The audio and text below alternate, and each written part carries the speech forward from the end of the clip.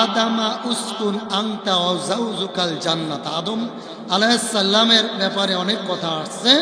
আমাদের আদি পিতা, ওনাকে শয়তানে ধোঁকা দিয়েছিলেন, ঠিক কিনা? শয়তানে ধোঁকা দেয় কিছু কারণে, কমপক্ষে 3টি কারণ বেশি বেশি আসছে হাদিস শরীফে।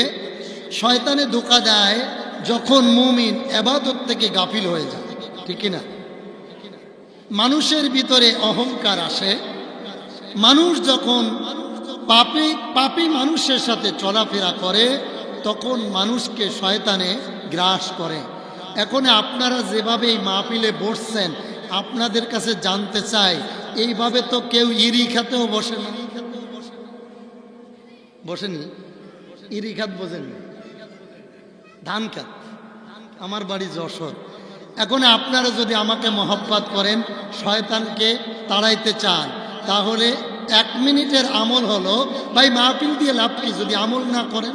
আমরা হুজুররা বর্তমানে আমলের রস করি না। আমি ওহাবি, চুন্নি, খারেজি, আলিয়া, কওমিয়া, আওয়ামী লীগ, বিএনপি, খালেদা, আসিনা, এইভাবে আলোচনা করে 1 ঘন্টা করে দেন 50,000 টাকা। লাভ আছে কোনো? আমি মনে করি যে হুজুরের টাকা দাবি করে নিব, ওটা কুরবানির গরু ছাড়া কিচ্ছু না। কথা কয় না, কথা কয় না। তো এই জন্য আমি বলবো, আমি ওয়াজ করি, চেয়ারে যখন বসি মনে মনে ভাবি হক কথা বলবো, এরা যেন জীবনে আমার দাওয়াত না দেয়। কথা কয় না? কারণ রিজিকের মালিক কে? আমি হক কথা বলবো, এইখানে দাওয়াত হবে না, কিন্তু আশেপাশে হবে।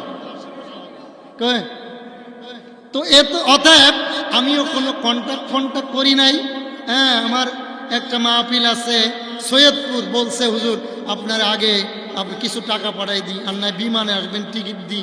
আমি কইলাম আমি এত বড় হুজুর না, আমি আসবো, আলোচনা শোনার পরে আপনারা বসে কয়েকজন বলবেন আমি কয় টাকার হুজুর, এই টাকা দিবেন। কথা কয় না, কথা কয় না। তা আপনারা ঠিক বলতেছেন, কিন্তু প্রথম আমলটা এখনো হয় না। সবাই আসেন আমার কাছে, আসেন 1 মিনিটে সবাই আসেন। আর মাহফিলে চেয়ার দেওয়া সম্পূর্ণ নিষেধ। মাহফিলের নূর নষ্ট হয়ে যায়। আমি জানি যারা চেয়ারে বসছেন ওরা মান্যগণ্য, আমার তো মান্যগণ্য এখনো কেউ নেই। আমি জানি আমার থেকে বড় বড় হুজুর বসে আছে, কিন্তু এখনে এই মুহূর্তে 1 ঘন্টায় আমি সকলের উস্তাদের আব্বা। কথা কয় না? আমি কি উস্তাদ না, আমি আপনাদের আব্বা। অর্থাৎ মহব্বতের সামনে বসে। এখনো কিন্তু আসে নাই, শীত তো পড়ে নাই।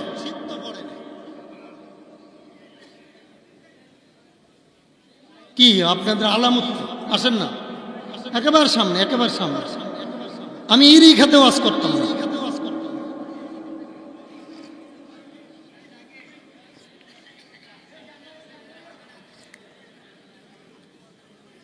ভাই, যে আদব রক্ষা না করবেন ছুটি, বাড়ির যান।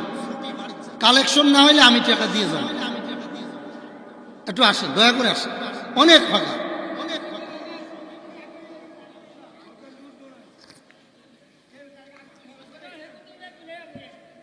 এবার খেয়াল করেন, শোনেন, হেদায়েত কোনোদিন লাঠি দিয়ে হয় না। কথা কয় না? হুদাল্লিল মুত্তাকিন, হেদায়েতের মালিককে। আরো জোরে, নবীজি। এই যে এই একটা লোক আমার সামনে এসে বসছে, চেয়ারে বসছিল না? আজ খোদা কা হি মে তৌফিক কে আদব বিয়াদব মাহরুম গাছ আজ ফজলে রব। যার আদব নাই, খোদার কসম তার প্রতি রহমত নাই। কত বড় বড় হুজুর দেখছি আমার সাথে লেখাপড়া করতে, 1 নম্বর ছাত্র, বেয়াদবির করার কারণে রিক্সা চালায়। আর আমরা এত ভালো ছাত্র ছিলাম না, আদব ছিল, হাজার হাজার মানুষের সামনে কথা বলে, ঠিক কিনা?